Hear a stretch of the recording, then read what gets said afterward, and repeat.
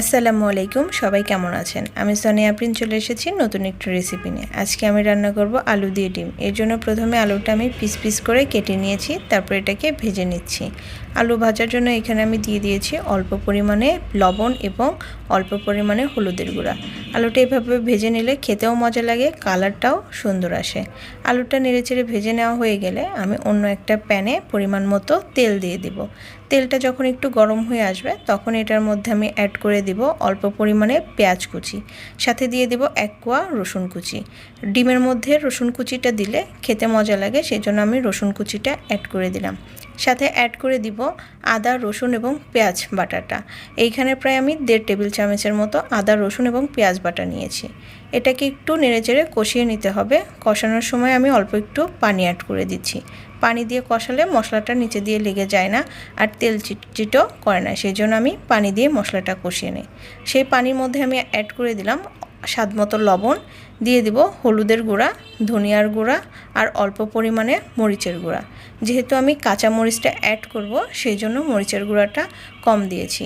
আর তরকারির পরিমাণটাও কম ছিল, সেই জন্য ঝালের পরিমাণটাও একটু কম দিলাম। এখন এটাকে নেড়েচেড়ে কষিয়ে নিতে হবে। তবে তার আগে আমি এখানে দিয়ে দিলাম একটু গরম মশলা বাটা, সাথে আছে জিরা বাটা। এখন আমি এগুলোকে আবার নেড়েচেড়ে একটু পানি দিয়ে কষিয়ে নেব।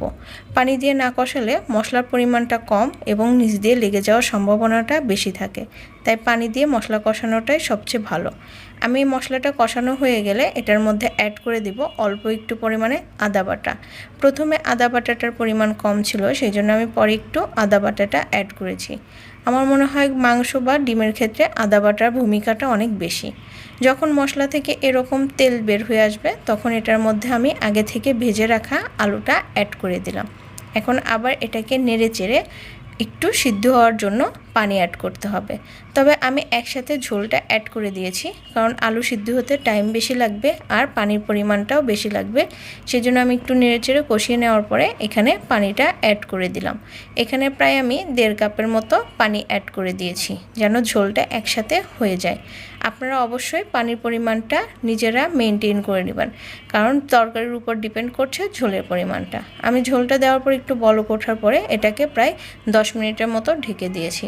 তারপরে চেক করে নিতে হবে আলুটা সিদ্ধ হয়েছে কিনা। যদি আলুটা সিদ্ধ না হয় তাহলে চুলার আঁচ একেবারে লো রেখে আলুটাকে আবার একটু সিদ্ধ হতে দিতে হবে।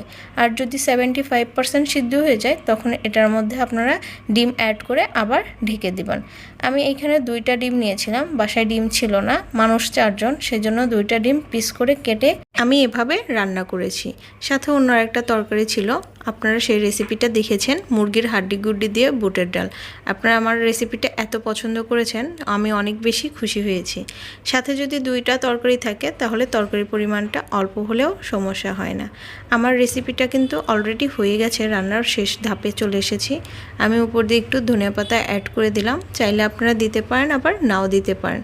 এখন আবার আমি 5 মিনিটের জন্য ঢেকে দিলাম। ঝোলটা যখন এরকম কমে যাবে তখন এটাকে সার্ভ করে নিব। কেমন হয়েছে কমেন্টসে জানাবেন অল্প ডিমের এই রেসিপিটা।